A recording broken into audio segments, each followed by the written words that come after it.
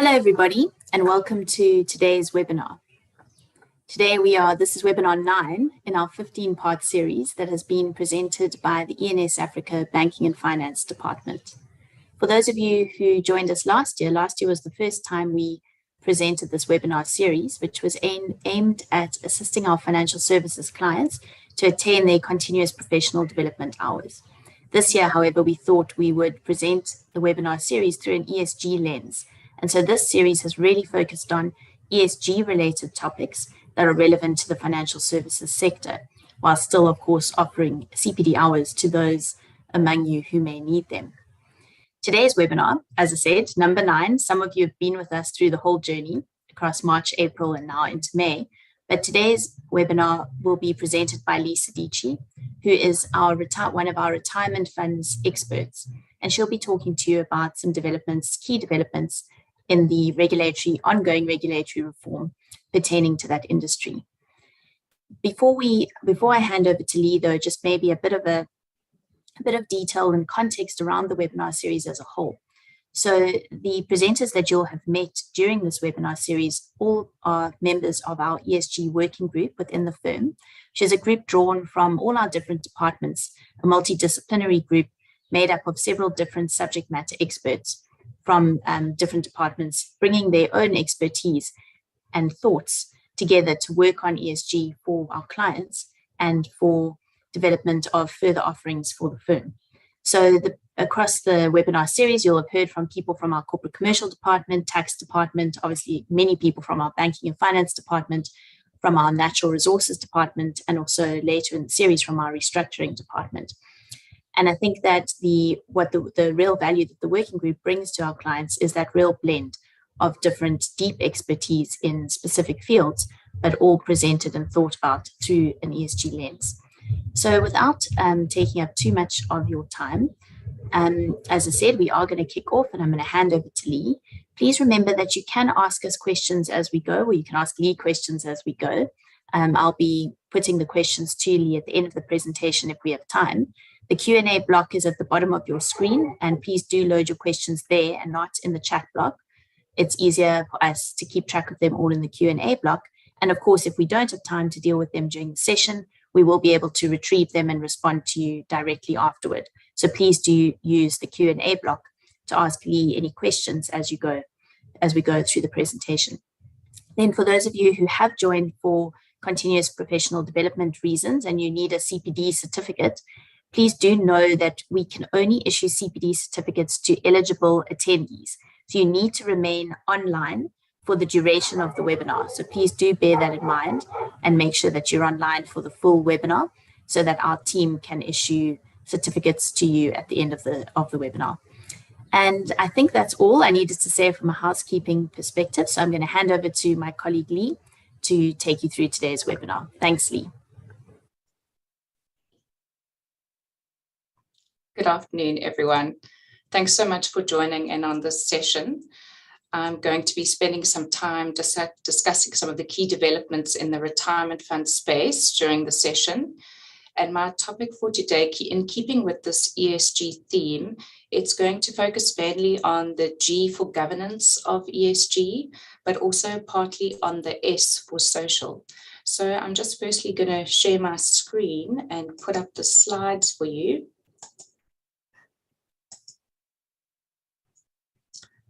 Let's see if everything's, thanks Jess, so everything should be showing on your screens at the moment. So in the first part of the session, I'll be talking about National Treasury's 2 recent retirement fund reform papers, touching on some of the key proposals from National Treasury in relation to the 2-pot system and other matters, as well as discussing some of the reactions from the industry in relation to these papers. And then in the second part of the session, I'll briefly deal with a few further developments in the governance space, including governance under the COFI bill, annuitization on retirements, and then looking at some of the conduct standards that have been published recently. What we won't be discussing in this session is the amendments to Regulation 28 to incorporate a new asset class for infrastructure investments, because this is something that was specifically dealt with in detail in a previous session a couple of weeks ago. So please get in touch with us if you'd like more information in relation to that session. So to look at the two-pot system, in December 2021, Treasury published a reform paper entitled Encouraging South African Households to Save More for Retirement. Now, in this paper, Treasury makes a number of proposals regarding this new two-pot system for retirement savings, as well as legislation to enable automatic or mandatory enrollment for certain workers. This paper's generated quite a lot of interest in the industry, and particularly from individual members of retirement funds who are seeking to gain access to emergency cash if this legislation is implemented. So it's anticipated that the legislation will be published later this year to allow for the two-pot system, and it will be enabling legislation. So what that means is that trustees of each fund will have to decide how to apply the new legislation, taking into account the specific circumstances of the fund. So having a look at the two main concerns with the current regime that have been highlighted by Treasury. Firstly, there is insufficient preservation at the moment in terms of retirement fund savings, and members of pension and provident funds are currently permitted to withdraw the full value of their retirement savings when they resign or are retrenched. And then secondly, when it comes to individuals who are in financial distress, there's almost this process of strategic resignations specifically aimed at gaining access to these withdrawal benefits. And so the system effectively encourages resignation. And then as a result, individuals are left with very low savings, if any, on retirement. And of course, the paper does recognize that these problems have been present for a long time, but the COVID pandemic and extended lockdowns have exacerbated the calls for short-term access to retirement funds. So just talking about the insufficient preservation point, the next slide has been pulled from the reform paper, and you'll see that it's based on SARS IRP5 information, and it's a very telling diagram because it demonstrates the high number of individuals on the right-hand side who have received full withdrawal benefits, so full access to all of their contributions over time. And that's relative to the section on the left-hand side, which is the retirement lump sum payments over the period from 2011 to 2021. So you can see that's quite a concerning picture there. So just looking at the intention of the two-pot system, the intention is to strike a balance effectively between two opposing objectives. On the one hand, allowing for greater preservation before retirement, and on the other hand, allowing individuals to access funds without placing their employment at risk. So just having an overview of the two-pot system in the next slide. The proposal states that the implementation year is anticipated to be next year already. And under the system, there will be these two pots that contributions will be allocated to. Pot number one is the so-called access pot or emergency pot, which will house 1/3 of contribution savings. And pot number two is the preservation pot that will hold the remaining 2/3 of contributions. So one of the big issues under consideration at the moment is the treatment of so-called vested rights. And what these are the accumulated retirement savings that have built up over time and that will effectively be in place as at the commencement date of the new legislation. And the question is whether all of those savings to date must form part of this new system, or whether they need to be completely shielded from the system so that the old regime of gaining access to those withdrawal benefits, for example, that system is still available in relation to everything up to the commencement date. So comments in this regard have been specifically requested by Treasury on this point, but the current paper proposes the preservation these vested rights, so effectively exclusion, subject to one or two limitations. The system is intended to apply under the paper to pension funds, provident funds, preservation funds, retirement annuity funds, and public sector funds, including the GEPF. And Treasury is also, one of the big issues is investigating the tax treatment of the 1/3 access pot. And the main question around that is whether or not the current deductibility rules in relation to these retirement contributions should still apply going forward in relation to both pots, just bearing in mind that there will be an accessible pot, and the aim of the tax incentives are really around preserving your retirement savings. So there isn't a final sort of decision on that, but that is another point that Treasury has asked industry to comment on. So how does this work? So if you look at this extract from the reform paper, you'll see this table, and effectively on the right-hand side, the access pot and the retirement pot, that is intended to be the situation going forward with effect from implementation. And on the left-hand side, these two vested pots for pension and provident funds will remain in place under the old regime. So the new system would effectively remove the ability to make a full withdrawal of retirement savings on resignation or retrenchment. And this is one of the key outcomes that Treasury is looking for. And members would then be allowed to access the 1/3 pot once a year, with a second withdrawal under consideration. And there's been a proposal that there's a limit, a rand amount, for example, 2,000 rand per withdrawal, but that's obviously something that's also open to comment and consideration. The suggestion here is obviously that vested rights are protected. So the system would only apply going forward in relation to future contributions and investment growth from 1 March of the implementation year. In relation to the costs of the withdrawal, those costs would be borne by the member. And at the time of making a withdrawal, members would also be encouraged to undergo counselling to ensure that they're making the right decision and they've got some form of counselling assistance. One of the key questions that's been raised by Treasury is whether or not it would be worthwhile to have immediate access. So this is keeping aside the vested rights as an exception, whether there should be immediate access of up to 10% of a member's retirement savings as a sort of a relief measure when this new system kicks in. And it's also suggested that that would be up to a maximum amount of 25,000 rand. So looking at all of those key features of the two-pot system, what are the reactions from industry? So there have been various industry bodies that have submitted comments to the proposal earlier in the year, including CISA and the Institute of Retirement Funds Africa. And the general response from the industry has been very supportive of the two-pot system, subject to some firm views on a few issues. So there is general recognition that more preservation would provide retirement funds with opportunities for stable long-term investments. Some commentators have simply said that these changes are long overdue.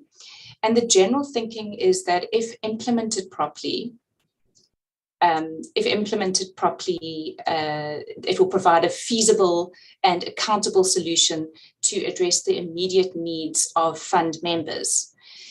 So in relation to the vested rights, back to that point, there is a strong view from commentators that it should be completely excluded from the system.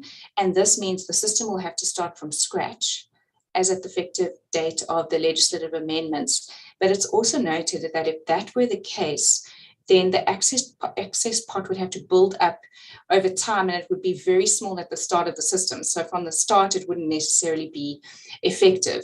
And then on that basis of excluding these vested rights, there's also some strong opposition to this proposed 10% or 25,000 rand access rule when the system takes effect. The concerns are that it would put a lot of strain on retirement funds and administrators, and funds may run into huge liquidity problems. I mean, you can imagine a whole flurry of claims and withdrawal requests from members if they are allowed this immediate 10% or 25,000 Rand withdrawal right. So one of the other views which has been voiced from ASISA specifically is that no tax changes should be made at this stage in relation to deductibility, as this would complicate matters for the industry and fund members who have certain expectations regarding the tax treatment of their contributions and withdrawals. So in other words, the firm view on this point is that contributions to both pots should remain deductible as per the current regime. And then a final comment is that the system should be effective only 18 months after legislative changes are adopted. At the moment, there's a proposed 12-month transitional period that Treasury has put forward. And funds will, the concern here is that funds will need more time than that to prepare for the new system. If you take into account administration systems and rules that would need to be amended in order to comply with this new system, 18 months seems to be the better time period. So we'll be watching the developments on this point quite carefully and trying to keep up to speed with what's going on. But we're expecting the next step to be legislation being published for comment.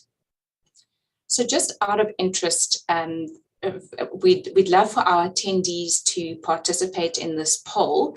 We're not sure how many of you have been following the two-pot system in the media and whether you've seen the reform papers, but we'd be interested to hear from you whether the two-pot system is a good idea. You can answer yes or no, or unsure / I'll decide when I see the proposed legislation. So if you would be able to put forward your vote or your answer, we'll just wait a little bit and see what the outcome is of that poll, just out of interest.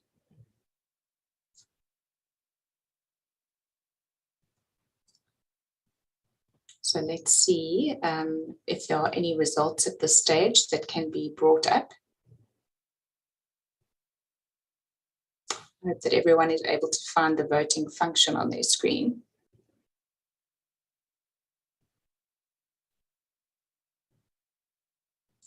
Okay, so we've got quite a mixed bag there.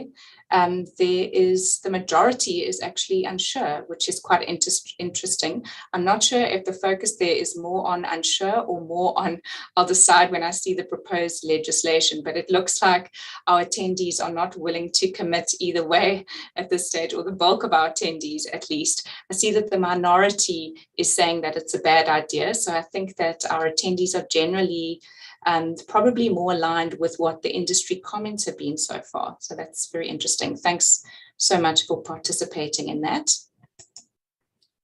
So just to then go on to the next section on auto-enrollment. So this is a far shorter section that forms an annexure to this reform paper. And in this section of the paper, government is seeking to introduce an auto-enrollment system for employed and self-employed persons. According to Treasury, in this paper, there's an estimated 30% of workers from the formal sector who are currently not participating in a retirement fund. And of course, currently under our existing legislation, it's not mandatory for employers to enroll employees into funds. So Treasury is looking at targeting a two-phased implementation process on auto-enrollment. The first phase seems to be the easier route because this category is the category that actually includes the presence of an employer. So they would seek to require auto-enrollment to cover all formal salaried employers. And in the second phase, this would be sort of a more voluntary system involving the targeting of informal or the vulnerable sector, and that would need to be encouraged by presenting quite strong incentives. So, for example, tax incentives around auto-enrollment. So government is expected to propose legislation to introduce auto-enrollment or a mandatory system in the near future, and this will compel employers to deduct contributions from salaries and pay these over to approved funds for all of their employees. It's quite difficult to comment further on this section of the proposal because there isn't much detail that's actually being provided by Treasury at this point. It's anticipated that amendments would be required to labour and financial legislation, as well as the Income Tax Act.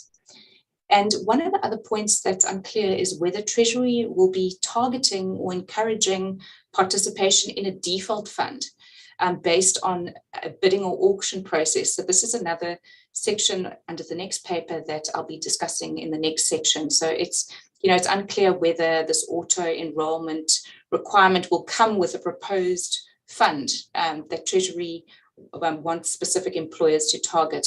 So again, this is an area that we'll have to follow quite carefully. So then just moving on to the second reform paper, which was also published in December. It relates to the governance of umbrella funds. And by way of some background, in a recent report published by the FSCA called the Financial Sector Outlook Study, it was published this year, and it was compiled with Genesis Analytics. This report indicated that in 2020, there were 5,158 registered funds. And according to the report, only 1,580 funds are active, with 445 of those funds being umbrella funds. So the report indicates that there's been a clear move away from individual employer pension funds to umbrella funds, which are funds that are open to multiple unrelated employers. And the report also indicates that the consolidation of funds has been driven by operational cost savings by merging operations. COVID-19 has, of course, also had an impact on this trend and the number of active funds, with the number of funds applying for liquidation in 2020 having increased by 21.5% due to financial distress. So that's quite a significant number. Just moving on to the reform paper, it's entitled Governance of Umbrella Funds, as I mentioned. And this paper was preceded by comments from Treasury in 2014, where Treasury encouraged fund consolidation on the basis that consolidation would reduce the number of existing funds and would enhance economies of scale and pass those benefits on to members. The focus is certainly on multi-employer funds, and the paper raises the issue that while some of these funds are well run, Treasury is concerned about the governance of others and that the consequences of poor governance will affect member outcomes. Although the paper talks about multi-employer or umbrella funds generally, it also indicates that particular attention will be given to commercial umbrella funds. These are funds that are established by for-profit financial services entities with a view to driving new business to themselves and or related entities. So you can imagine what type of funds these are. So this paper targets big commercial funds established by a sponsor, usually having a key service provider like an administrator, which forms part of the same group of companies. Currently, there are 12 of these big commercial umbrella funds that are dominating the market in South Africa. The December paper indicated that Treasury would like to initiate a consultation process with industry, labour unions and stakeholders to come up with policy options in order to strengthen governance, increase competition, and ensure that employers are what they call active purchasers in relation to retirement fund products. In the next slide, this is an extract from the reform paper itself. It shows some similar statistics to the earlier statistics up on the previous slide. It shows that as at 31 March 2020, there were 449 of these funds. And you can see the figures there on the last line, having over 8.5 million members and holding assets of over R1 trillion. So these are really quite significant numbers. Looking at the key challenges relating to umbrella funds that have been highlighted by Treasury, these key challenges include a lack of member-elected trustees that leads to concerns that the interests of sponsor-appointed trustees are not necessarily aligned with the interests of members.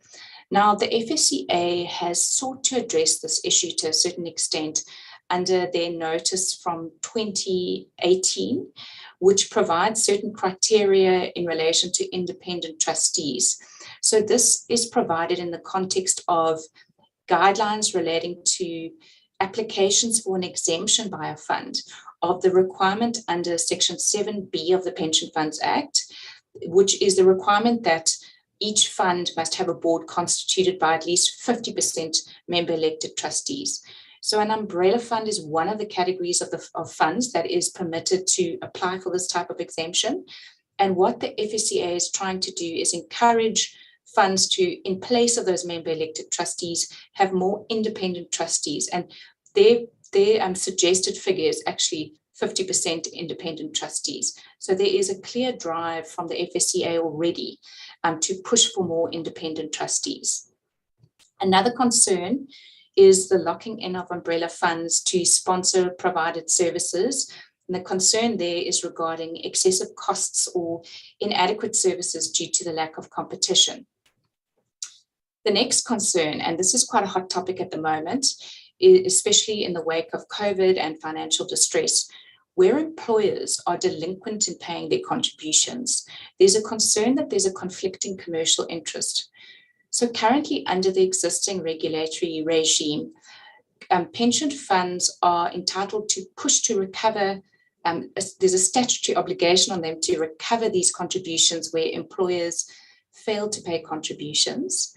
And the issue here is that where you have an umbrella fund with an employer that reneges on this responsibility, the conflict is that these employers are also customers of the fund. And so you can see how there would be a difficult dynamic there in practice in trying to recover these contributions.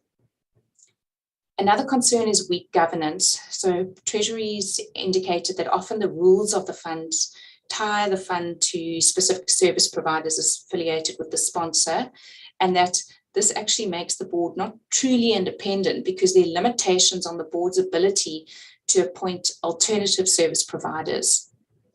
Another massive concern is the structure of charges, which isn't currently standardized across all retirement funds, and that charges are complex and opaque, and there's a lack of disclosure at the moment. There's also an issue regarding barriers to entry because there are high upfront costs in setting up a fund, and then barriers in terms of switching. So this is a portability issue because there are often rules that compel members to remain enrolled in the fund, and that may prohibit an employer from exiting the fund. In effect, what Treasury wants here is for employers to become more active buyers in relation to the retirement fund product and to consider what is the value of this product and do we want to remain invested in this product. So what Treasury's also done is they've looked at some international experience, and the Organization for Economic Cooperation and Development has made some proposals in relation to umbrella funds, and Treasury seems to be taking these on board. One of the proposals is the establishment of what they call an independent management committee or similar body, which has the function of reviewing how contract-based schemes are working. So this would require them to look at administration, investment choices, and member communication, and consider whether there's value there. And there's also a strengthening role of pension fund supervisory authorities that has been proposed in the space of monitoring private pension fund providers. Another piece of the international experience that the Treasury's looked at is master trust schemes in the UK. So these are similar to umbrella funds in South Africa, but they are highly regulated in the UK, and there are a number of strict operational requirements and criteria that they've dealt with in actually quite a lot of detail. So The paper goes into detail around all the criteria for these sorts of funds. They have, one of the requirements is that they must establish and maintain independent governance committees, which is a body of effectively independent trustees. So you can see where the theme is going with this. And the criteria also include quite strict fit and proper requirements, financial soundness, and other criteria. So what are Treasury's proposals, bearing in mind all of these challenges and the international experience that they've looked at? First of all, they are strongly encouraging employers achieving suitable economies of scale by joining these funds. So there's a massive drive towards consolidation and umbrella funds. And this principle is reinforced in the report from last year that was published, called the Economies of Scale Report on the Retirement Fund Industry. Another proposal is that King 4 should be made compulsory for funds. So at the moment, it's a guideline. There is a separate insert in King 4 relating specifically to retirement funds. And at the moment, there's also a governance framework in the form of PF 130, which is one of the FSCA circulars that is currently also used as a guideline. So this King 4 approach to making it compulsory is something that's been in the pipeline for quite a while. So we need to watch that space. And from a governance perspective, additional measures for board members include that there's a suggestion that board members mustn't belong to more than 3 boards in any year in order to avoid being spread too thinly.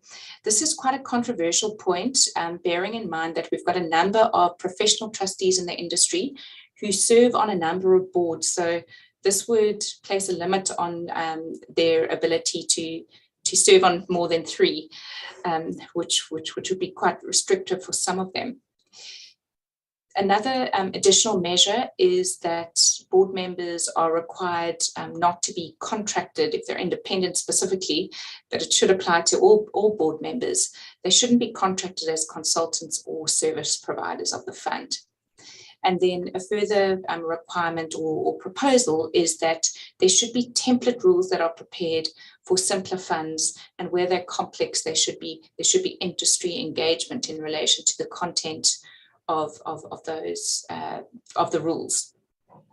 Structural solutions. So these are quite interesting. The first one, National Treasury has in their paper indicated that they are in support of an auction system, which is akin to a Chilean system. So what this is a system that's currently applicable in Chile, and it requires participation in a bid or auction process in order to identify a suitable default fund. So in this context, we'll be looking at standalone funds that are looking to merge or consolidate with an umbrella fund. And the proposal is that there is this clear bidding or auction system to identify a feasible or suitable default fund. Under this system, the auction concept would be used to allocate members to funds or to help direct member choice. And the system would be facilitated by the FSCA. So standalone funds would be able to select and appoint a default umbrella fund where required.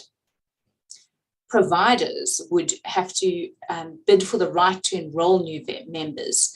And in addition to that, the provision of services to umbrella funds would also be subject to a bidding process. So it would be prohibited, for example, for a commercial fund to make it compulsory for the fund to make use of the sponsor service providers.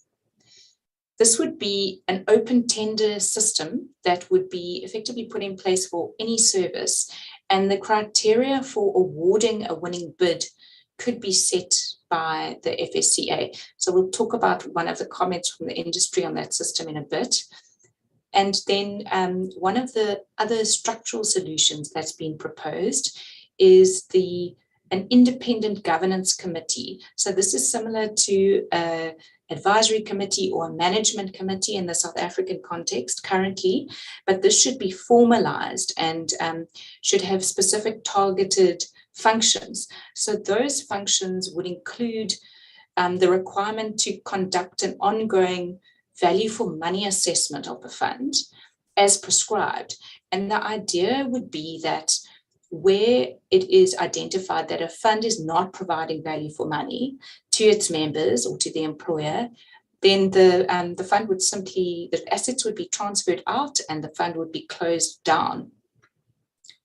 Another function would be to assist with other areas like updates to member data, to ensure that contributions are paid, and to process death benefits. And then the last set of proposals in relation to these umbrella funds relates to cost and charges, because Treasury has recognized that the level of fee disclosure is very low at the moment. And Treasury is considering a disclosure-based initiative.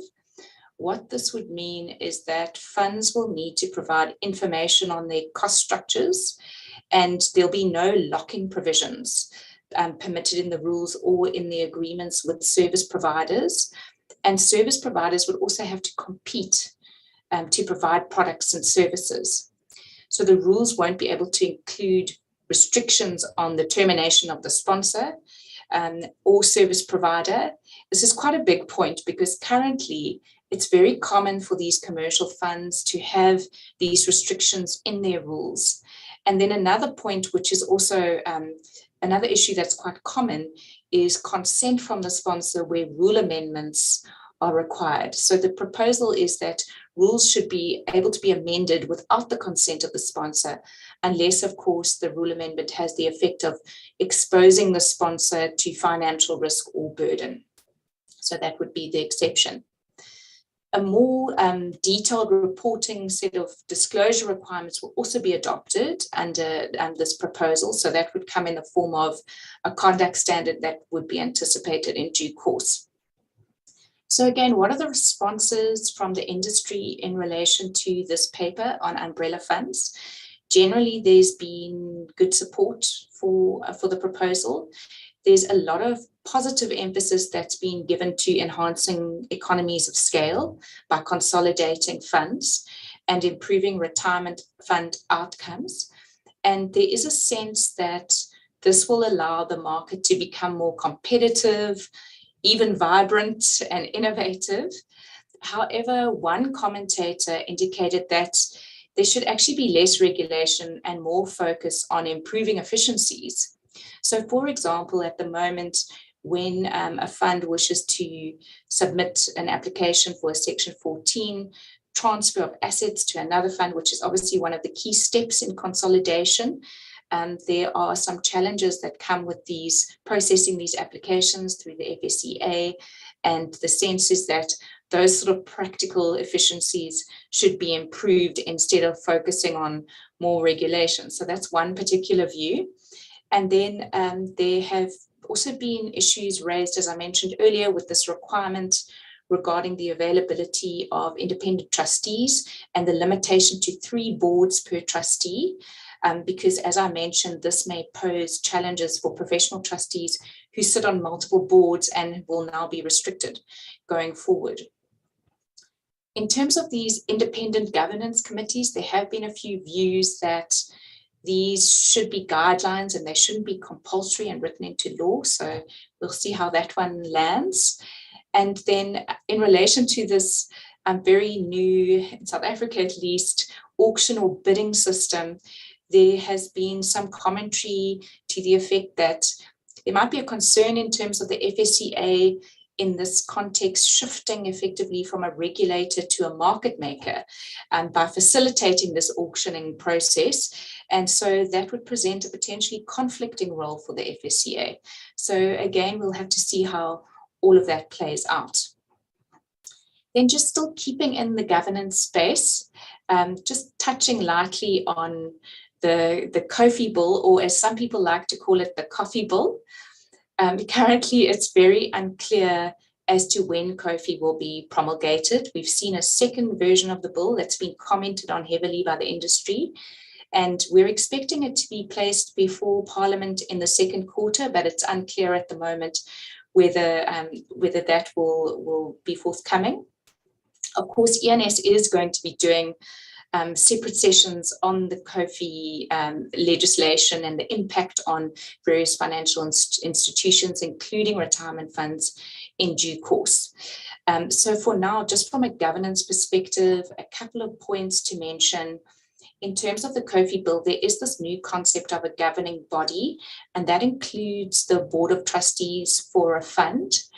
A key person is also a new concept, and that is a key person in relation to the governing body.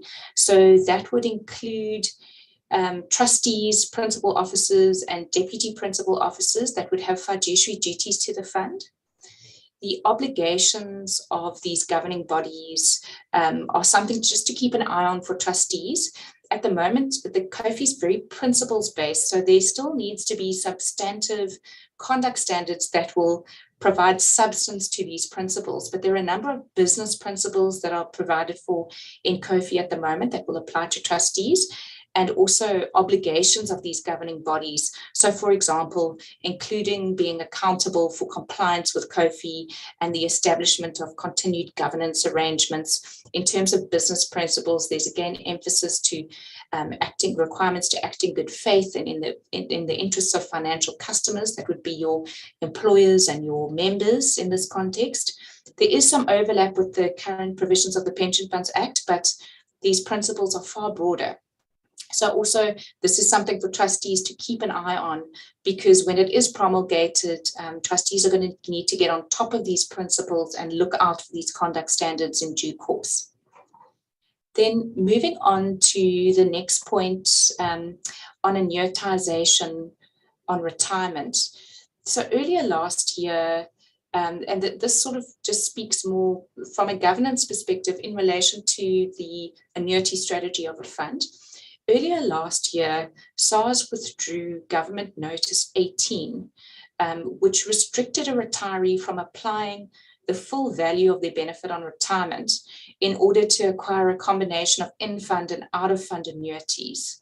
And then in November last year, following a period of time where the industry wasn't really sure what the position was based on the withdrawal, there was then clarity provided in the form of binding General Ruling 58, which was issued by SARS and which has now clarified that all of these types of annuities in fund, in the name of the fund or in the name of the member, these types of annuities may all be provided. And in addition to that, there can be a combination of these. So you can have a situation where on retirement you end up with multiple annuities, as long as the minimum value of the annuity is 165,000 per annuity. So just looking at the impact of this change, it definitely brings more flexibility for funds and members in relation to annuity strategies and options on retirement. So these annuity strategies are regulated by Regulation 38 of the default regulations, and funds are encouraged to reconsider their annuity strategies. We have a lot of retirement fund clients doing this at the moment, and funds are assessing whether they wish to allow for further flexibility based on this ruling.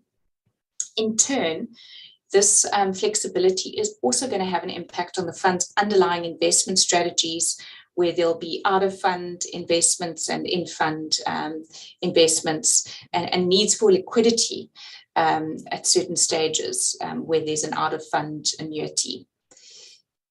It's also quite interesting because in the wake of all of this pushing for consolidation, which is what we've just described under the umbrella fund topic, this is actually a counter-consolidation step.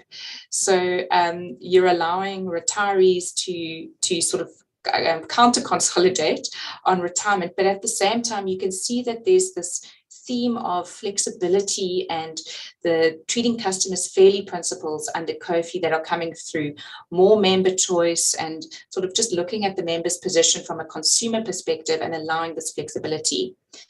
So another point that funds need to take into account is that where fund rules are currently restrictive, consideration needs to be given by the board of each fund to proposed rule amendments, which allow for members to elect a combination of these types of annuities on retirement. So this is generally set out in the rules, and there are other policies in place, like living annuity policies that might need adjustment based on this flexibility. And this is effectively a policy decision that needs to be taken by each fund on a case-by-case basis. So then just moving on to a couple of points on some of the recent conduct standards in the retirement fund space. And I'm just going to talk about these very briefly because we don't have too much time left. There is a new draft conduct standard. It's not actually that new. It came out during the course of last year that prescribes a whole lot of new requirements relating to benefit administrators who perform administration functions. The intention is to improve administration services, and this effectively is going to change or replace the existing board notice 24 of 2004, which is quite an outdated, 20 years old already.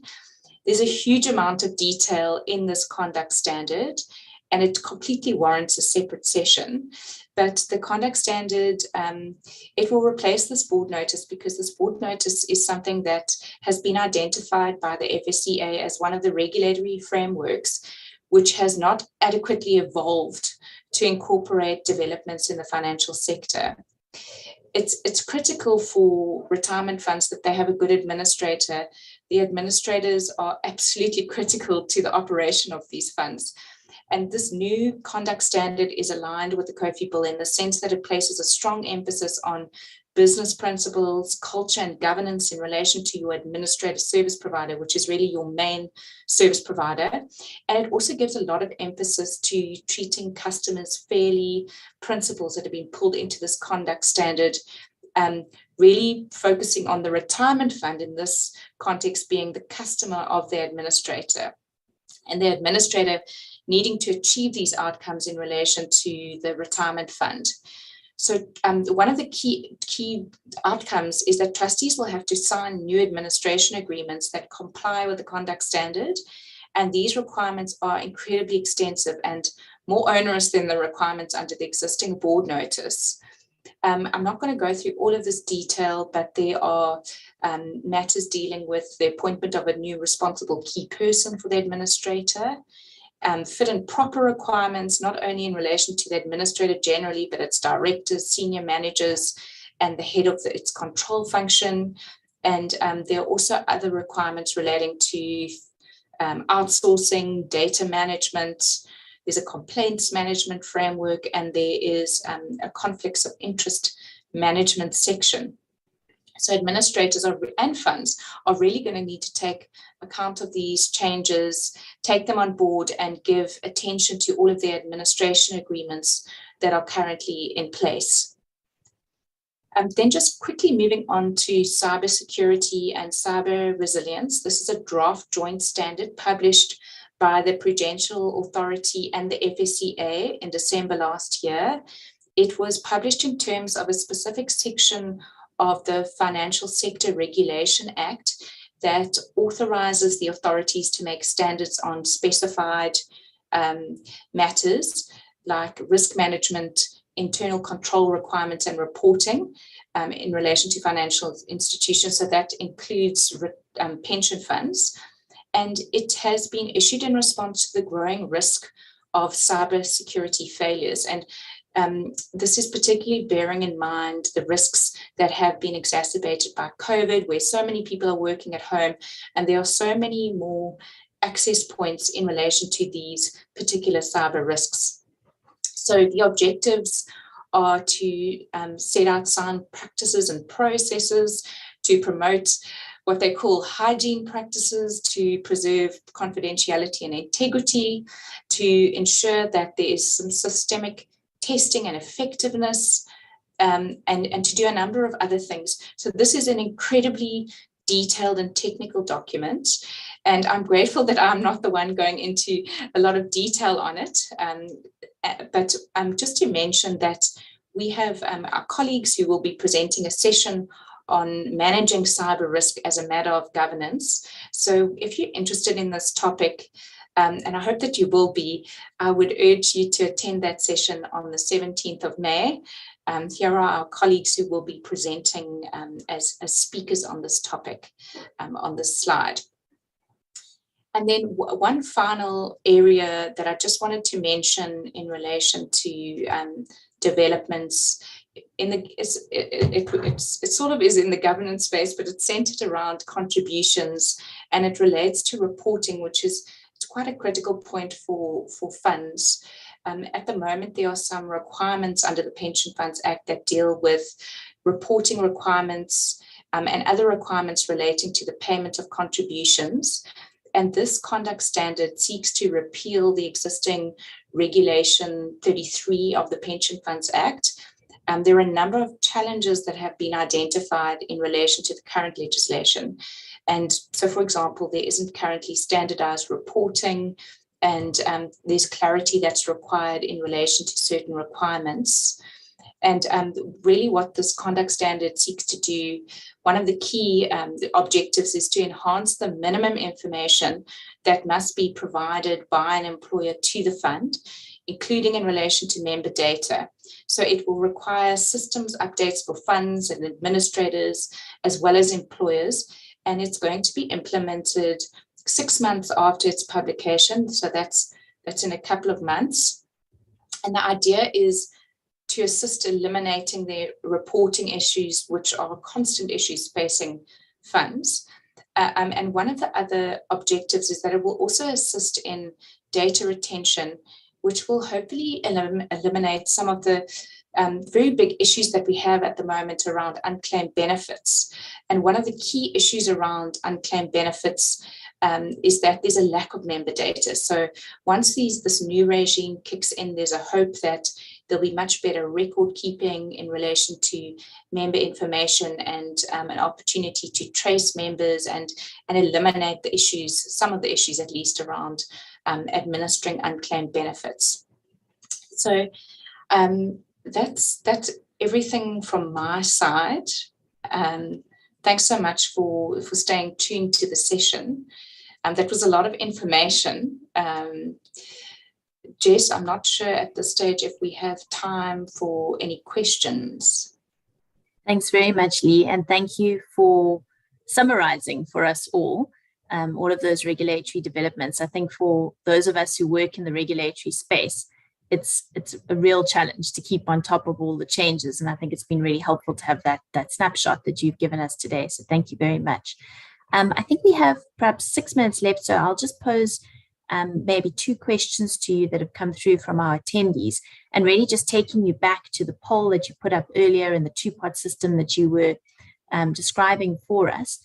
I think one of the questions that we've received is really just what is the anticipated waiting period until the 2-part system may be implemented? If you could just go over that again for us, please. Sure. So at the moment, we're in a space where there have been comments that were provided to Treasury, and what we're waiting for at the moment is draft legislation. So it's anticipated that that will be published this year. And after the legislation is published in draft form, there will be a process of commenting on the legislation. The paper does say that the legislation is intended to be promulgated during 2023, but of course there'll still be a whole transitional phase that will need to be completed before the whole process becomes effective. Treasury proposed that it would be a 12-month period after promulgation, but one of the comments from ASISA was that this should be extended to 18 months. So I think there's still a bit of a way to go before there is implementation. Sure. And that's always the thing, is waiting to see the detail, as I think came across in the attendees' responses to the poll as well, is really trying to understand the detail and what that will mean. And then Lee, another question on the 2-part system, but once it has been implemented, what will be the effect on liquidity for retirement funds? So Jess, I think at the moment, so one of the issues is this issue around whether or not members are going to be allowed to gain access to an upfront 10% or minimum of 25,000 Rand. I think that is a liquidity issue, because if as an upfront relief measure, members are all going to be able to access that immediately, I think there's going to be a massive strain. I think that was one of the points that I had mentioned on that being implemented all at once. So I think that would sort of bring in a liquidity issue. But having said that, one of the comments from CISA has been that it may not necessarily sort of in the broader context bring about a liquidity issue, because at the moment we've got all of these provident funds and pension funds that are allowing members full withdrawals on retrenchment or resignation. So they need to meet their liquidity requirements for those sorts of withdrawals already at the moment. So to restrict withdrawals shouldn't then have, make the position of liquidity more demanding and more at risk. Absolutely. Thanks very much, Lee, for clarifying that. All right, well, there are no further questions at the moment, so I'm going to thank Lee again very much for that summary and that highlight of the regulatory reform in this very important sector for our economy, and use the last 2 minutes just to remind all of our attendees again, first of all, of that the cyber session that Lee particularly highlighted that will be coming up on the 17th of May, as well as the other episodes, I guess, in our series of webinars. We have a few more coming up during May being the last month for those of you who need CPD hours to complete those hours. So as we play out at the end of this webinar now, you'll see on your screen the remaining webinars on offer for May. And if any of you are interested, you can email our marketing team, marketing@ensafrica.com, and you'll receive a personalized invite to attend any of those upcoming webinars. So thanks very much, Lee, and thank you to all the attendees. Goodbye. Thank you.